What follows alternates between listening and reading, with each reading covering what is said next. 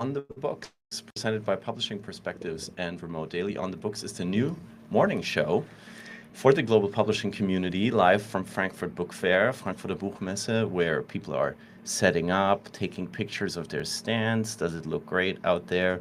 Filling up the halls. Here, we're in 3.1 on the first floor. We can see the sun rising over Frankfurt, sort of. It's kind of cloudy today. And here in the studio, sharp insights, news, a little bit of gossip, and irresistible guests, and of course my amazing co-host Erin Cox. Good morning, Erin. Good morning, Felix. How are you? Good. We published an episode late last night, so Yes. my voice is a little sleepy. And my voice is fresh You because sound great. Yes. I wasn't able to make that episode, but I've listened. It's fantastic, and everybody should tune into that one as well. And do we have in the studio So today, who do we Erin? have here today? Well, first, let's introduce ourselves. Of course. You're Felix, and what do you do, Felix? Yeah, if you're tuning in right now, I'm Felix Zeltner, founder of Remote Daily and the host of The Hoff, where the global publishing community is coming together live year-round, and of course on stage today here on center stage at Frankfurter Buchmesse. I never know whether to say Frankfurt Book Fair or Frankfurter Buchmesse. Both. Both? Always both? Yes. I mean, the official name is Frankfurter Buchmesse. Okay. But everybody knows it as the Frankfurt Book Fair. So, Okay.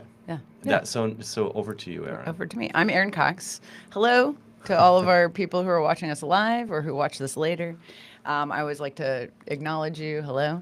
I'm the publisher of Publishing Perspectives, and today we have two amazing guests. Sophie Goldsworthy, who is the global academic publisher at Oxford University Press, and Filipino journalist and author Candy Gourlay. Did I pronounce your last name? You did? Yeah, Gourlay. that's my All right. husband's name. Okay. Gourlay, so- Okay. All right. Welcome. Good morning. Good morning. Good Yeah. morning. How are you? I really mean this question. It's Thursday, right? It's a bit of a blur at this stage. Yes. But, buzzing. I'm utterly exhausted, and it's only just been one day, right? I don't even know how many days have passed. It's But just- you ran here. I ran because I didn't realize. I thought get here at 8:45, and the whole thing was like It's a marathon, So many literally. warehouses. Yeah. So many warehouses. I know, and you think I'm almost there, and then you're like, no, I'm still really far away. Yeah, Oh, I'm almost so there. far. No, it's still so much further away than I think. Yeah, exactly. And then I got off at 3C accidentally, and I'm like wondering, how do I get in there? I can't get in there. I went up a 3-1. spiral staircase that went nowhere. Oh. It said 3.1, and then it didn't go there. Just swirled up into the sky. Just kept Was it- swirling and swirling. Yeah. No, stop. Go Yeah. down. Go, Stop. Started go getting back down. foggy Wow. in the Yeah. clouds. Yeah, exactly. Love That's a that. metaphor for the whole fair. That's true. Oh, yes. Yes, exactly. I know. Exactly. I mean, Sophie, you put it so brilliantly. It's Thursday. We all know Say that's no more. day two Yeah. of the fair. But Erin, what's the big news? I mean, you're putting out Publishing Perspectives, newsletter every day, special edition for the fair. What's the headlines? Yeah. Well, yesterday we had the big CEO talk, the Digital Publishing Awards that we hosted. A lot of great audio content in the Frankfurt studio. We had book selling in times of war. Lots of great programs. And yesterday. that's just the ones that you were. And that's involved just with. the ones I was involved with, The exactly. dozens of Yeah. things you And were then there are other involved people did stuff. No, there were lots of great panels. Publish Her is doing a lot of great programming around, women in publishing. So that's been really great. And of course, the Philippines Guest of Honor Pavilion is full of events and wonderful engagement with all of your amazing delegates and authors. And it's such a great bit. Here's what I'll say. It's a big buzzy fair this year. It's exciting. Yeah. Nice. Yeah. Any personal highlights? Maybe from the. I was just thinking about the awards because you did this for the first time. Was there maybe a product, a platform that Yeah. we could highlight that really inspired you? Yeah, definitely. The winner of the product business model category was Ikitabu Studio KSL. And It's a long name. Yes, it is. But they've created over 350 sign language storybooks in 6 African languages, which is incredible. It's amazing. Yeah, and it's transforming education for deaf children in Africa, and it's really amazing. And it's sort of changing the way young people can learn and engage with storytelling, and creative stories, and it's really great. And it very much played into the keynote that Ahmed Dodson, who's the founder and CEO of Aku Books, and also Frankfurt's audio ambassador, she gave the keynote, and she highlighted how important technology is for expanding and transforming markets in like in Africa. So yeah. So they won. Just They to won. clarify. They won. Okay, Sorry, very they cool. were the winner of the product business. There were 4 categories, and one of the categories is product and Very business cool. model, and that's the one they won. I'm very excited to hear from our guests. Like, what inspired you at the fair so far? I mean, staircases that spiral up into the heavens. That's pretty Yeah, cool. Escher But maybe there was- likes staircases. Yeah. Maybe there was something else. Sophie, do you want to kick us off? Yeah, yesterday, I mean, I was doing the usual run of 30-minute meetings, but I did get to a couple of audio talks, and there's so much buzz about audio, right, appropriately, given that we're on a podcast. I think it's really interesting, and lots of talk and concern about AI, and AI is, I think, today's super big theme, right? And just whether AI with appropriate humans in the loop allows for some sort of democratization of some of these routes to market that perhaps smaller publishers can't necessarily find their own way to. I think that's really interesting. Also, one of the talks I was in yesterday speaks to what you were saying about the sign language, about whether AI will allow us to put like different voices to audio so that people can hear a voice that sounds like me, that it doesn't have to always be, an American accent, a British accent, it's an accent that feels familiar, a voice that feels familiar. And I think if we can keep all the appropriate guardrails in place, there was lots of really interesting talk about what that might let people do. I think that's fascinating. Candy, what would you like to add? Any encounters that inspired you? Any things that you saw or heard? Oh, it was a personal thing for me because I live in London. I don't live in the Philippines. And I met my publisher at the Philippine stand. And she showed me the Filipino translation of my new picture book, Little Rhino Lost, about the little rhino that's lost in Manila. It's been out in the US and the UK, and it was just beautiful. And I was able to change the dedication to that book to my new grandson. So I was really so pleased. nice. What a treat. Congratulations. Yes, but I've been like in this incredible space of Filipino authors and publishers that I really miss as somebody who lives far, far away. I've been having very deep conversations. It's incredible. That's so great. Honestly, That's when I amazing. saw this opening ceremony and I saw this huge group that is coming over from the Philippines, I thought about that because you're a people, may I say, that is very famous for working very hard all around the world. And many of your most famous authors, you included, are living not in the Philippines. And since I saw how many people are coming together here from the host guests of honor country, I'm always thinking about that.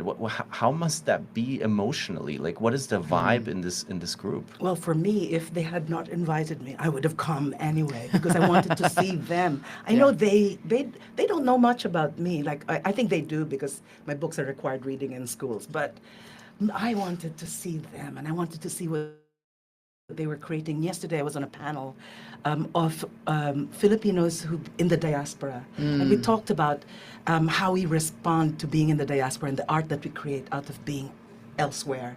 And I talked about when I arrived in England 35 years ago, and it was all about Filipinos are mail order brides, nurses, domestic helpers, and that was the prism through which the Western world looked at us, and that was the challenge. And so my books incorporate all of these, the way people look at us and the way we truly are. It's like you're trying to show the true heart of these people who are seen through basically this avatar of news stories that come here.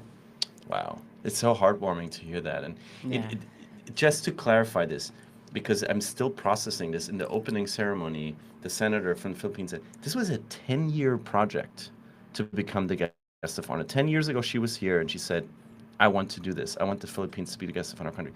And now, 10 years later, it's happening. So that alone, I mean, that time span and the work that must have gone into this is Phenomenal mesmerizing to dedication, me. isn't It's it? incredible. Yeah. Yes. Hats off to them. Yeah. Yeah. Well, and to you, Lots of- required reading in I schools? know. Oh, it's terrible. You should see my fan mail. Dear know. Candy Gourlay, what is the theme of your book? I mean, that is not fan mail. I was just having a conversation last night with people who were saying, like, reading declines at a certain age because you're forced to read things you're not enjoying. Have you ever had somebody say, like, I didn't like your book, I had to read it? Yes, Really? I've had I've read your books. They're delightful. I What? think teachers really ruin things for Oh, me sometimes yeah, because yeah. they just make it work, and Right. I try to say, please don't make it work. But Yeah. in Asia there is a bit of an attitude towards books that books have to be education. Right. So I should just be grateful.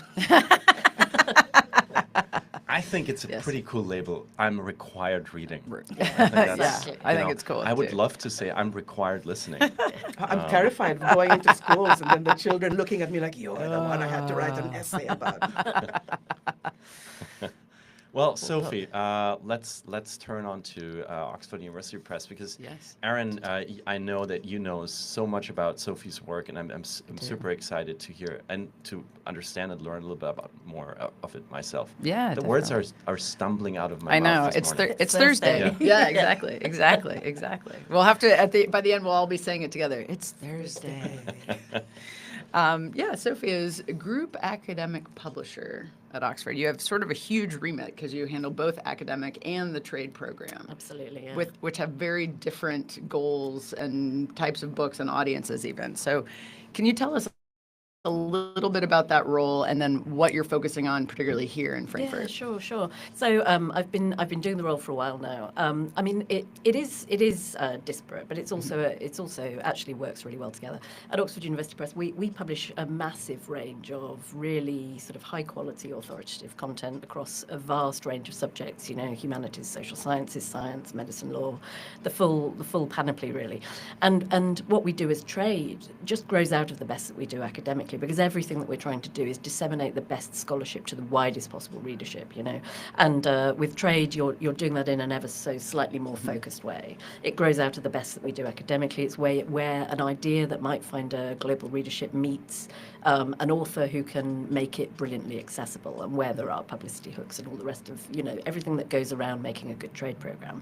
But at the heart of it, it's still very much Oxford University Press. It's still usually scholars, at the top of their fields, talking about topics that they're really passionate about, and just trying to make that relevant to as many people as possible.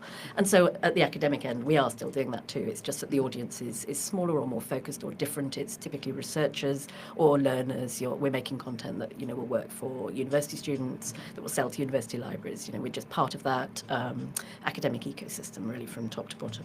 That might be required reading, like Candy's book. Lots of I required have some of reading. those occasionally. And you have built your own, I may say, city here in Frankfurt. It's like a village. It's very like nice. a village. Yeah, it's lovely. It's really nice to be on this town. I'm not allowed on there very often. It's for the important sales conversations. We all know this. And I also feel a little bit honored because I think this is your very first podcast. Is that right? It's my very first, yeah. And I'm enjoying it so far. It could go very badly in the next 10, 15 minutes. Who knows? It's still Thursday. Yeah. That's right. It's Thursday. Thursday. Yeah. Yeah, exactly.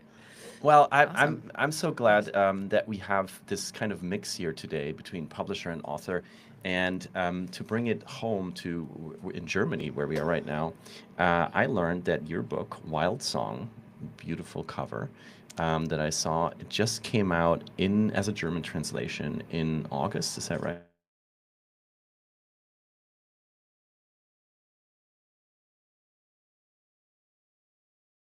So German publishers. Is this your first one? This is my first one. I Amazing. have 3 other novels. They're really good.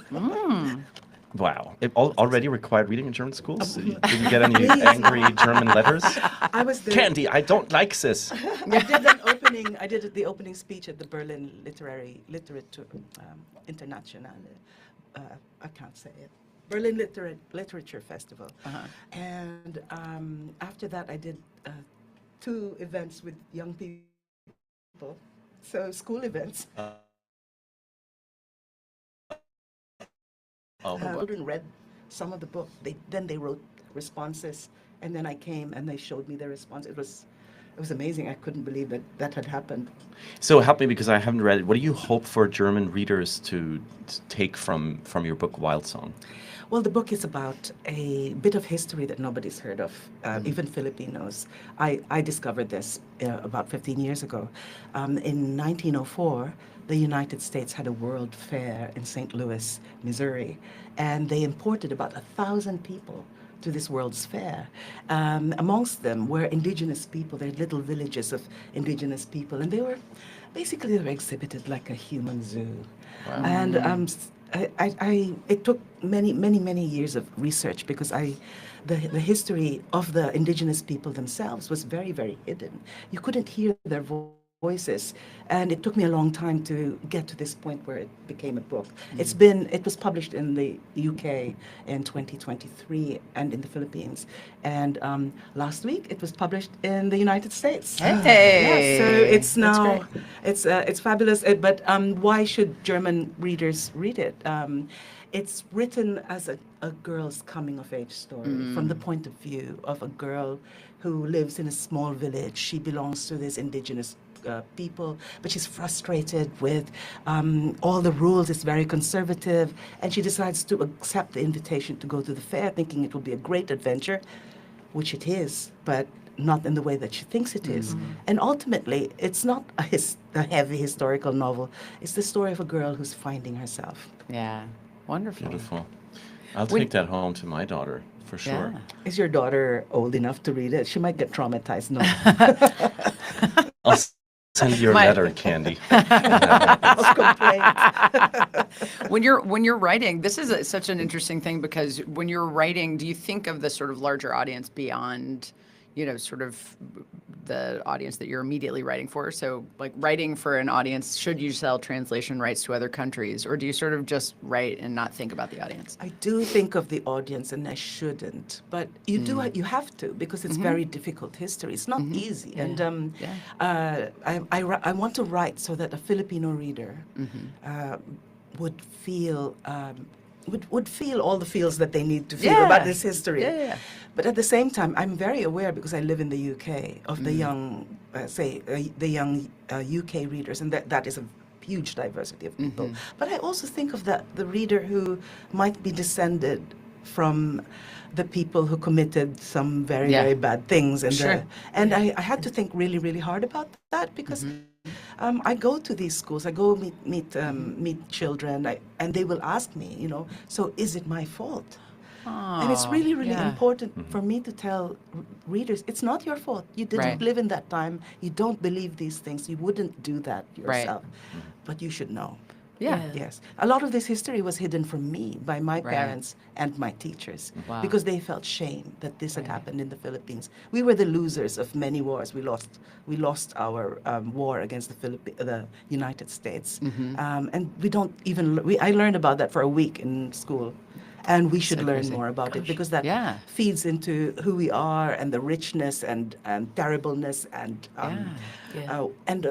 it tells us that we are people who persist, who survive, and who have a future. Yeah, absolutely. Well, and I think that's that's the important part of the book fair too. Like we want to hear those difficult histories, and we want to be able to talk about it and share all of these perspectives, and for other people to have not known so much. I don't know that much about the history of the Philippines, and it's been so interesting to learn more about it as we hear more from all of the writers who are here, and all of the other programs that we're hearing, and all the panels. And so it's been really rich, and a great opportunity for all of us to talk about these things. And Germany, United States, I think part of being the guest of honor country is the books get exposed to so many new markets. And I think it's not happening now. It already happened, I think, across the last couple of months. A lot of it starts Filipino like the year authors. before. It sort of starts, getting. I've been doing visits to bookstores and doing readings, which are fascinating. A fascinating thing in Germany. And it's very interesting. They asked me, what sorts of books do Filipinos write? And I was having this conversation with the other Filipino writers, and we came to the conclusion that a lot of us still write about colonialism. There's this running theme. It's like a wound that has not healed, and we're still scratching at that sore. And the other interesting thing in German bookstores is they keep asking me to read my book in Filipino. Oh. And I wrote it in English. Yeah, you're like, Can you read in Filipino? And I'm like, I've actually translated one of the pages because Okay. tonight I'm going to read In a page Filipino. in Oh, Filipino, wow. which That's so interesting. Yes. I was And- just going to ask, what language do you read in? So that's fascinating. I read yeah. in English, and Yeah. Filipino is not my first language because we have. I don't know what the count is. I thought it was 175 languages, and everybody's quarreling in the Philippine wow. Pavilion. Okay. No, Yeah. it's 180. No, it's. I thought it was So- 174. So, Yeah, so I yeah. come from another language Yeah, yeah. tradition. So I translated it into a language which was a second language to me, and Oh, that's what wow. I'm going to read. Oh tonight. my gosh, that's amazing. The other number that I find mesmerizing is if you would have brought a person from each island of the Philippines to Frankfurter Buchmesse, you would have a delegation of 7,641 people, I believe. Those are the islands. The islands, yeah. Yes. So one Yes. person from each island, Wow, if the that's amazing. delegation would have represented I that, didn't know it would have been a much larger delegation. It's unbelievable to Yeah. me. Yeah. It's thousands of islands. I've never been to the Philippines. I'm just trying to imagine how that actually must be to live in this country. And you said it's even the languages. So what is the language that you grew up with? I grew up with with two versions of Visayan because my parents each spoke a different version of this language, Visayan, and we just spoke it until we moved to Manila. And then in Manila, and this is a long, long time ago. I'm not young. My parents said we will speak English from now on, and so English Wow. became my first language. see. But in school, we had a subject once a week, which was Filipino. Interesting. And I got bullied because my Filipino was a mixture of Visayan. It's a very contentious subject. Yeah. And I think the Philippines, Philippine literature as a result is really richer for it. Yesterday they read a poem in about 10 Filipino languages. They translated one poem by a Palestinian poet. Interesting. And they read it one by one in the different languages. It was amazing. Oh, wow. Yeah. Oh, how cool. Yeah. How would I say hello, how are you in Visayan? I don't speak it anymore. You don't speak it anymore? No. You Wow. forgot it? I haven't. I thought I did, but I went to a book fair in the Visayan city, and the moment I arrived, I understood everything they said. It's been So funny. I'm really old. It was a long time since. And I understood everything they said, and I thought, where is that coming from? Yeah. I know what you just said. Wow. That's so It's funny. fascinating. Yeah, my dad also immigrated to Germany when he was about 6 years old, and he had to force the language out of his mind to learn German, and it never returned to him. But if he still understands, so there is maybe some resemblance Something of it. has Some stayed. muscle It's a memory crazy or something. thing. Yeah. Some And muscle- I keep hearing it in the pavilion. Lots of people speaking it. I'm like, I know what you said. That's And they will You're like switch to eavesdropping. English. So they will Okay. switch to English when they see me because they think I speak the other Oh, language. yeah. Yes, Oh, that's It's so crazy to imagine a pavilion with yeah. every day. Yeah. Wow. Oh my gosh. Oh man. Well, in addition to one of the missions of the book fair, the book fair does a lot of things. It brings guests of honor here. It brings we're trading rates, but it also seeks to be a platform for bringing people together for in-depth conversation to bridge the divide and to solve some larger problems in the world. So, Sophie, I'm going to turn to you. Talking about larger problems. Talking about in the world, larger Sophie, problems. I'm not gonna be Let's Yes. turn Sophie. to you. It's not just it's Thursday.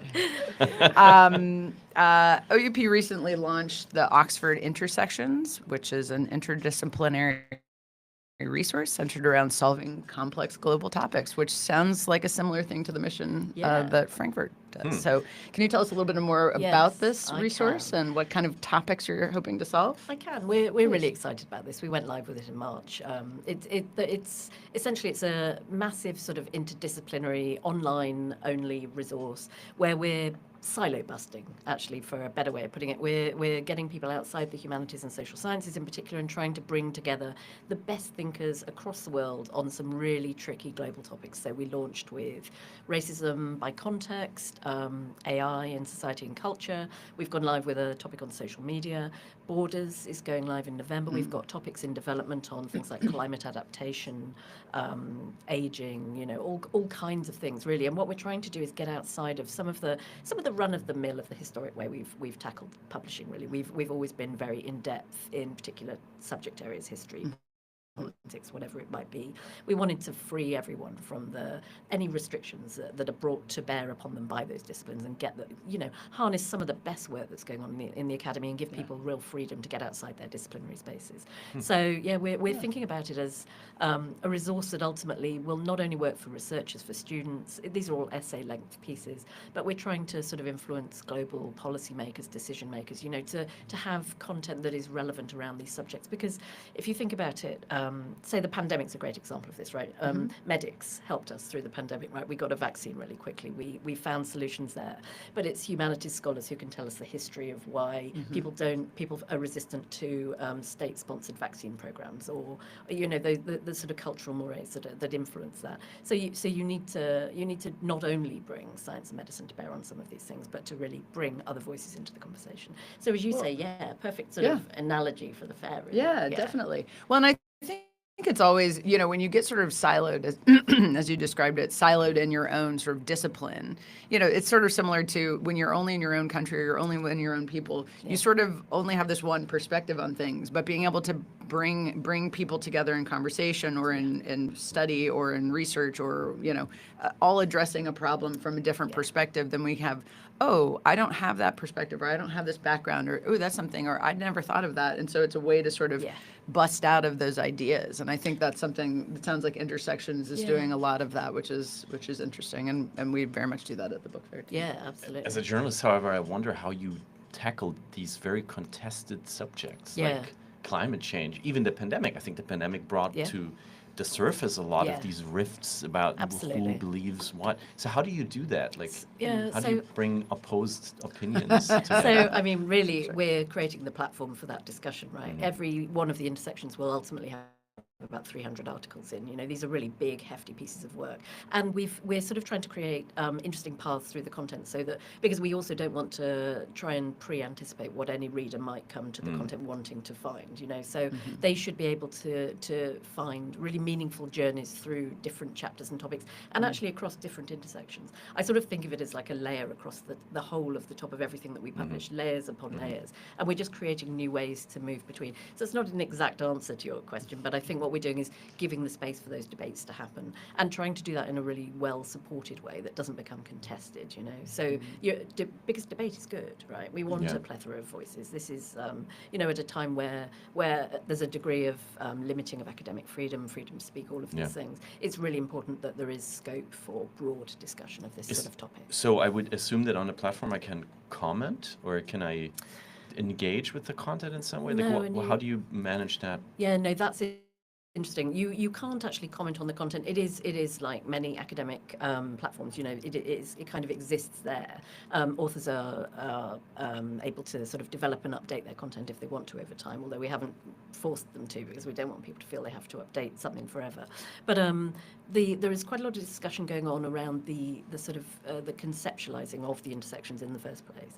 So all of the editors, as they set up their overall intersection, they hire section editors. There's a really interesting sort of discussion going on. People are holding conferences to get to the nub of particular issues, or there's a lot of talk on LinkedIn about particular articles, or I'm going to be writing on this, tell me what topics you think we should be bringing in. So as much as possible, because you have the static thing that is the published object, we are trying to sort of create a bit of dialogue around it. Yeah. But it sounds like you're starting dialogue in places where people are already having a conversation. So like on LinkedIn, experts are already talking about this issue, so it's able to continue on in a place where they're already speaking. And it sounds like it's bringing some transparency maybe to the process. Yes, I think that more than we ever have done. And in a way, when you have an author working very immersively over a long period of time on their one book, you know this, Candy, you're in a very different space to where you're working in a sort of juggling way with multiple people. I think within each section, as well, people are reading each other's pieces, so that as they take shape, they're able to sort of almost respond in their own pieces to what else is going on. Erin and I had a little bit of a conversation yesterday about the challenge of scientific publishers, especially dealing with content that might have been generated by artificial intelligence or fueled by AI tools. How do you tackle that? Yeah, it's a tricky one, right? We haven't got the absolute A-grade solution. I think this is what we're all grappling with. I was in a really interesting talk yesterday about scientific integrity. There are a lot of ways of trying to monitor. Is this author real? Are they accredited? Do they come from an institute? institution that exists. The talk I was in yesterday was talking about there was an academic department that was a house in the Melbourne suburbs that had multiple departments and was producing a lot of papers. You know, there are paper mills, there are books generated by AI. Yeah. All we can do is we stand for quality and authority, and we are really rigorous about how we vet everything that we publish. There will still always, I'm sure there will be things that get through what most publishers sort of or cross our guardrails or whatever, but we're doing what we can, and we're being really rigorous on the front foot about that. And we all have to learn how to maybe also sniff out this kind of content. And Absolutely. we had a late night podcast on AI in this very studio, and Mary Gokale, who was sitting here, who has an AI startup for editors that she's building. She said, well, you know, think about Photoshop. When it came out, everybody was freaking out. You know, what happens to our pictures? And now it's normal, but you also know.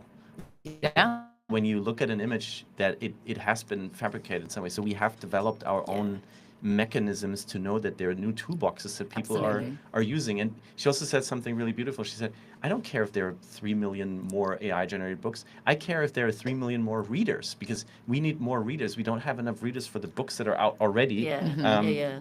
Well, if you're required reading, it's a little bit different story. But, you know, in general, Candy has a lot of I thought readers. that was, you have a lot of readers, whether you want it or not. They don't want to read it. Oh. It's opportunity and risk, right? Yeah. And it's getting that balance right. And I think venues like the Frankfurt Book Fair and all of the talk about AI here is useful because it's educating everybody. It's helping us all be skilled up. We all have a ton to learn. I've been in publishing for more than 30 years, and I've never known the ground to be shifting as fast as it is at the moment. Wow. I mean, you know, even 6 months hence, we don't quite know what all this is going to look like. We're a publisher who's thought very hard about having a platform strategy and bringing people into our platform. AI takes everyone back off people's platforms. They're consuming content wherever they choose to consume it, and that's just a completely different way of thinking about it. So, That's fascinating. You know, You're saying that the interesting. tectonic shifts that you have never seen over your career span. I feel like, you know, this is such a human event. Like, we're here in the studio together, and when you look around, people are setting up right now in the morning here. In Frankfurt, it's so human, right? Everybody's here for the human connection. But I feel like underneath, if you take that away, these two letters AI, it's just kind of bubbling. And it's and every conversation it kind of seeps in. I don't know if you experience that as an author as well. Do you find yourself talking about AI a lot? We talk about it all the time. I mean, I've been scraped. Like I've got to put my name down on that. The Anthropic. And that whole. And also you have England. been part of the authors that are suing. And then in England as well, there's another case that's going on. So, so it's really depressing. But what's happened to me as personally as an author is like it's made me feel like I would be suspect if I wrote the book all by myself. And completely, it's made me feel like collaborate. It made me feel like I got to work with people. I want to work with human beings. I don't want to be alone in a room, which is what I do for 5 years, trying to generate a book. And so I've started collaborating on one novel with a friend, and then I make comics. So I'm looking for people to collaborate with me on comics, someone else to color it in, basically. Write us if you want to work with Candy. We'll help make you get a connection. So just to understand, you're basically saying I'm gonna be more human. More human. I think we've got to be more human. We've got to stop having Zoom meetings and have real face-to-face meetings. We've got to do everything in real time and real space. It's true. Yeah, and I think, you know, during the pandemic, you know, we were all sort of reliant on these, you know, digital spaces to interact. But you lose a lot in that interaction. It's being together where you sort of engage in that way. And I think we all sort of took for granted a lot of technology, and now that AI is coming up not only in the publishing world but in the world around us as well, we sort of realize, oh, it's good to touch each other and see each other and shake hands and hug, and you know. And we haven't recovered yet from the. We still need more human contact. That's true. After the pandemic. That's true. Sure. Yeah. We were in some pitch meetings yesterday. We're here to just try and tell everybody that we're keen to see more trade books. For US rights and so on. And we were in meetings yesterday, and one of the publishers just said it's so different to pitching on Teams where someone's actually looking at whether their hair looks okay on the screen. They're not. You can't kind of see the light in their eyes where they. Exactly. Your hair looks great. You can't kind of see how they light up when you talk about a book proposal in the same way, And also just the connections we make here. We all know this, right? They stay with you forever. You might only ever meet a particular person at Frankfurt once, but you always have a different relationship with them for having met them face to face. So so important. What I found with the Hof, which is this online gathering that we built throughout the year, is it's kind of like you activate the community and you bring them together online. And then when they see each other in person, they already kind of know each other, Yeah. as we did. We Yes. met online first. And then you kind of take it to the next level instantaneously. Yes. And that to me is the beauty of online, the advantage of online, Yeah. that you can have, very well planned, maybe a little more transactional things that happen online, and then take it to the next level when you meet in person, and it evolves much faster. That's Yeah. a really good way of looking at it, actually. And Yeah. actually, if we think about AI like that, it can do some of the legwork for us. It can do some of the less exciting stuff. Let's not let it have all of the cool bits of our lives. Yeah. Yeah, that's what Meru said, who was on our previous episode. She said, she said, I see so many women, especially who are caretakers, who have other jobs, maybe because they live in places where you have to have more than one job, who can, through my software, or will be able, through my software, to be editors, to become editors. Yeah, It's a huge upskilling Yes. that is happening as well. So there is beauty to these two letters, Yeah. even though they are scary in many ways. Yeah. Saves a lot of time. I use it for when I interview people. I just get it to transcribe the whole thing, Yeah. translate Yeah. it, pull out the 20 bullet points that I should look at. Where is that quote about? It is very useful. Yeah. Please don't kill me, fellow authors. No, I actually had a friend who was in the opening press conference what day was that? Tuesday, and he didn't have the headsets, and it was in German. And I know he doesn't speak German, and so he had his AI translator out, and I didn't know he did, and I saw it, and I was like, oh, I'll just run up a headset to him. So I did. I was like, I'll get another one, and he said, oh, it's so funny because he still had the AI translator going. But he was listening to the simultaneous translation through the headset, and they were wildly different. And he went, oh, he was shocked. He was like, oh no. The guy behind the curtain is revealed. I know, exactly. And I went, okay. So he said, I guess the human guess did I it should. better? Yeah, the human did it better. Okay. thank The human did goodness. it better. Yeah. But it was one of those things where he went, oh no. And I said, that would be an interesting story. I was like, I wonder if we can get the audio translation and whatever. Wow. So it was very interesting. So, but collecting something that it was taking a live transcript, and it's not. But I guess that's So- what you something really to it, just talked about, right? We have to be very careful and Yeah. look closely when we use these tools. Yeah. What is this? Is this does this live up to our Yeah. standards? Yeah. Is it Yeah. really precise? Yeah. Exactly Is it that. what we want it to have? So that's Yeah. a great example. And also, I think we're all increasingly aware of, what they call algorithmic flattening, that the more you've signaled your likes, you're Yeah. served a narrower and narrower version Sure. of those likes, right? So I think it's knowing that and being aware of that allows you to get back outside of it. Yeah. Which also maybe is a sign of that it's already a little bit of mainstream, maybe? Yeah. The whole Yeah, AI yeah. thing, and I we're think so. sort of like Yeah. looking at it Of with a course. little more ratio and Definitely. Yeah, yeah. absolutely. And the first cases have been won for the Yes. authors. Yes. Yeah. Yay. That's good. That's Yes, good. that is good. Talking about the future, Yeah. we would love to know. I mean, it's Thursday. We have addressed that. I loved how you just said, Erin. What day was that press I conference? know. Was Like, that what last is it? month? Was it? I know. I've lived a lifetime in the last 3 days. Yeah. We would love to know what you're looking forward to. I mean, you both live in different, I want to say different planets here in this universe that is And a yet Frankfurt in the Book same Fair. country. Because Yeah, Yeah, they're the same 50 country. miles away from each other. Yeah. Wow. So what are you looking forward to when you think about the rest of the fair, the staircases spiraling into the sky? What are you really happy that you're here to see or going to see? You first? I was going to say you first. I'll go first.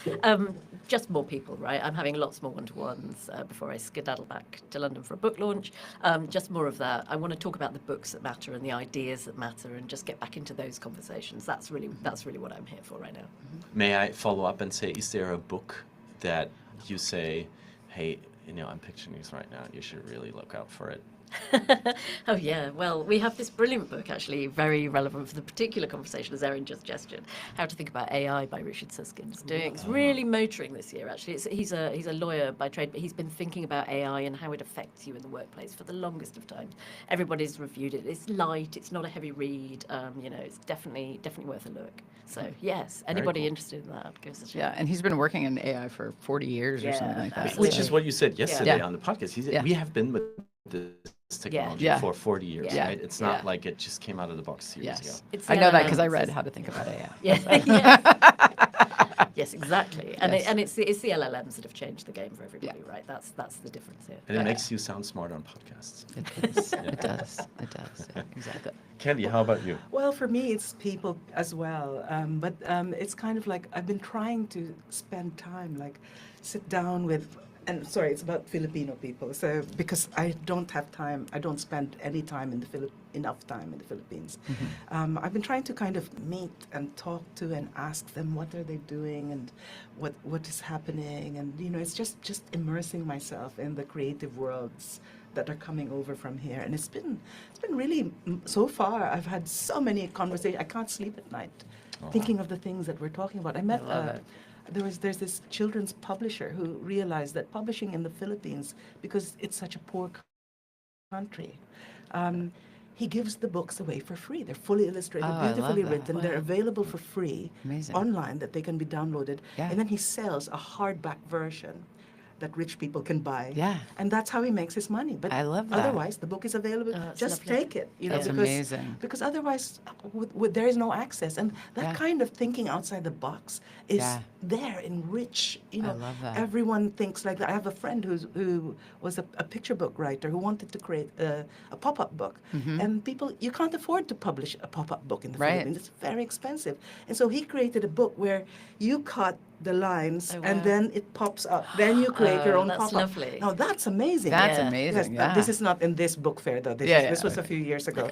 But isn't that so that you That's have so to you creative, meet yeah. all kinds of people who are thinking in that Yeah. way because they're trying to bust out of this poverty Yeah. situation. So it's very exciting, That's and I can't wait to meet more. There are so many of them. Yeah. In my hotel, it's nonstop. Oh my gosh. I love it. Yeah. I love it. That's Filling great. your Filipino battery. Yes. I love it. Yeah. Yes. Beautiful. What are you looking forward to, Erin? So just staying on the AI track. Today at what time? 2:30. I had to look it up. I'm on a panel where I'm actually talking to an AI agent who we've named Amanda Collins. Yes. So Wow. I'll be Zebralution is the company who's sponsoring it, and it's called From Attention to Action: AI and Publishing Marketing. So it's with a focus on marketing, but we'll be talking with Amanda Collins, our AI agent, to see what she.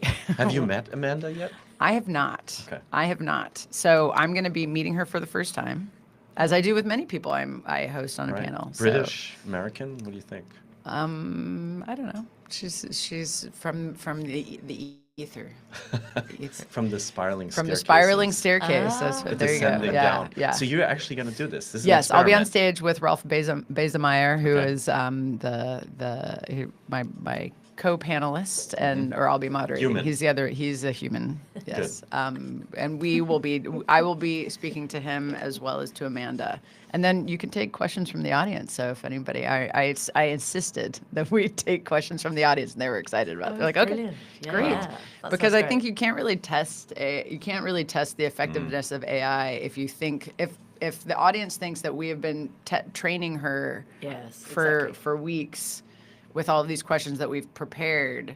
I want them to come in and ask their own, out of left field questions. I'll get And- my AI to prepare her questions. Yes, there you go, Candy. All right, 2:30 in Frankfurt studio. I can't wait. Is that today? It's today. Today? Yeah, All right. yeah. So show up at 2:30 and I'll say, any questions? there. And I'm like, yes. Do you? What's your question? Please.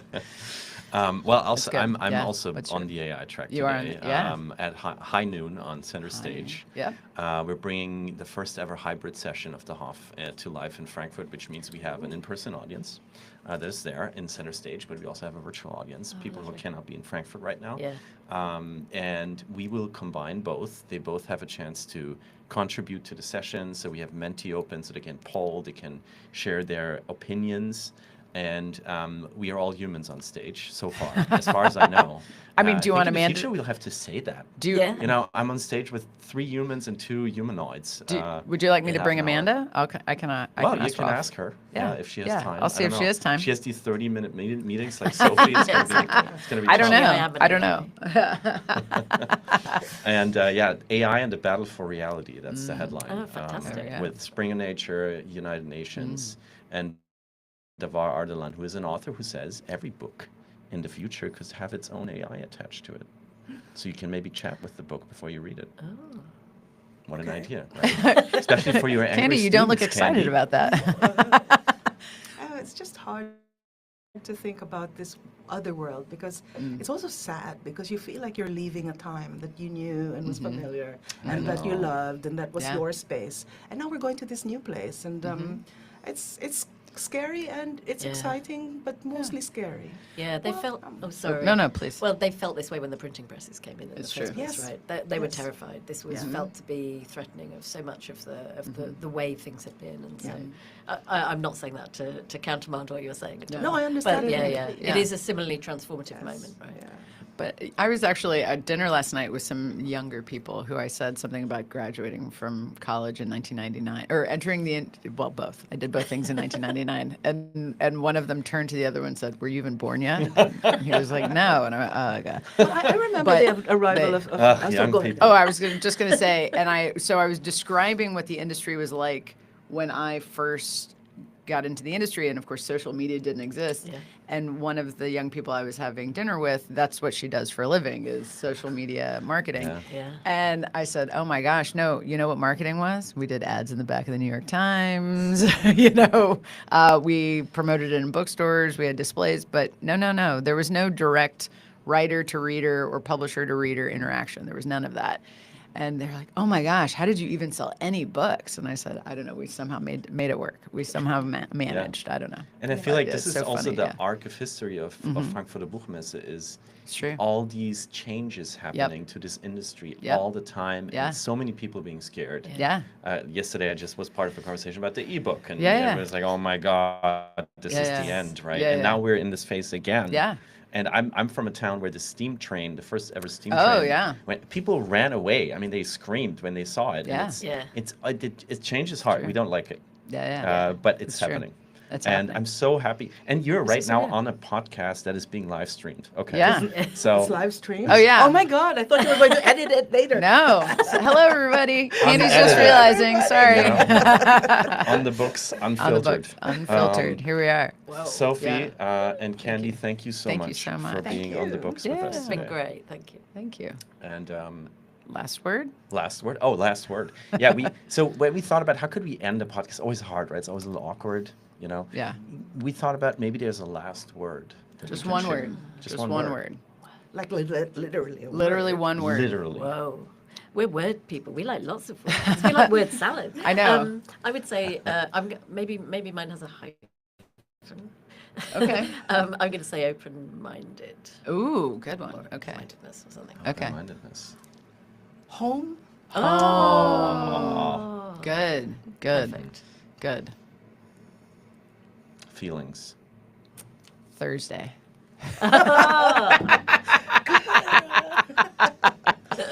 This was On the Books. I'm Thank- Felix Zeltner. I'm Erin Cox. Thank you so much for listening. See you all tomorrow.